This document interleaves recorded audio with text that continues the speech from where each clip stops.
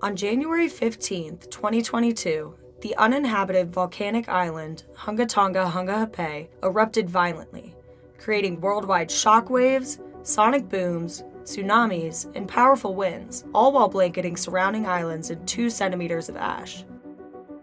It was a fatal eruption, and its impact on nearby communities was further compounded by the disruption caused to emergency services.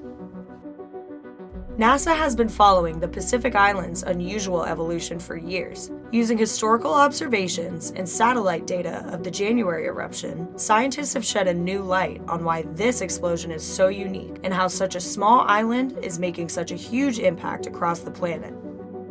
It gave us a window into a rapid-paced life history of an island that we can compare to hundreds of other islands in the oceans over time. And these islands are sensitive indicators for the activities of climate, environmental change, and we can project them forward even to other planets. So what an opportunity. Geologic records suggest that while the volcano may have produced massive explosive eruptions in the past, an eruption of this magnitude wasn't expected so soon. This was what we call a Volcanic Explosivity Index 6 eruption. Nothing like it since Krakatoa in the 19th century. And so what happened was this beautiful little island, 100 meters tall, growing, forming by the nature of the way volcanoes and water interact, was explosively changed forever. And literally the entire base of the volcano fell hundreds of meters into a shallow magma reservoir, a liquid rock chamber, literally under the ocean. And that allowed the explosive interaction of a massive Pacific Ocean seawater with this hot rock, 1300 degrees Kelvin.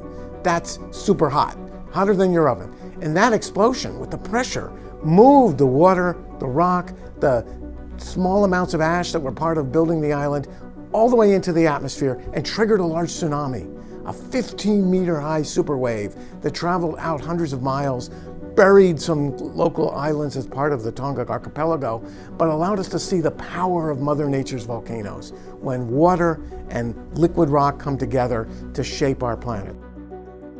NASA and ESA satellites clocked wind speeds up to 450 miles per hour, just hours after the eruption, and showed material rising up to 36 miles, the highest volcanic plume ever measured. Within 2 weeks, the main plume of volcanic material circled the entire globe, injecting dust particles into the stratosphere that remained for upwards of a year. NASA also found that the volcano injected a tremendous amount of water vapor into the Earth's stratosphere. The increase of water vapor, which traps heat, could modify atmospheric chemistry and have a warming effect on the Earth's surface. So outside of its sheer magnitude, what makes this eruption so unique? Well, it's really a matter of our ability to see it. At the end of 2021, the island's volcanic activity started picking up. Small underwater eruptions began to reshape the island's landscape, expanding the island. These shallow water events are classified as Surtsean eruptions, where hot magma interacts explosively with water.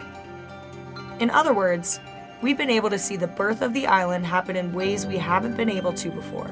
And with modern satellite technology, we're also able to see the end of the island's life cycle in new detail, as we did with the January eruption.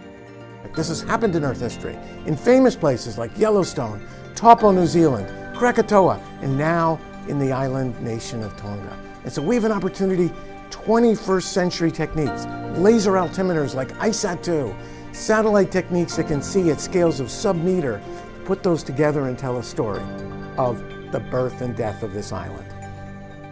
NASA's vantage point of Hunga Tonga-Hunga Ha'apai could even be used as a means to study other planets in our solar system, specifically the role that volcanic islands play in water planets like Mars and Venus. We live on an ocean planet, and so these kind of eruptions are part of our history, how we got here as we evolved ourselves in the context of our planet. And we want to take the lessons that we learn as we go forward, as we continue to watch what's next in this exciting volcano, and apply it forward to other worlds, like Mars and Venus, that may have harbored surface waters as oceans or seas, and understand them in the context of our Earth. Using geostationary satellites and observed data, NASA's scientists hope to learn from the continuous evolution of this special volcano.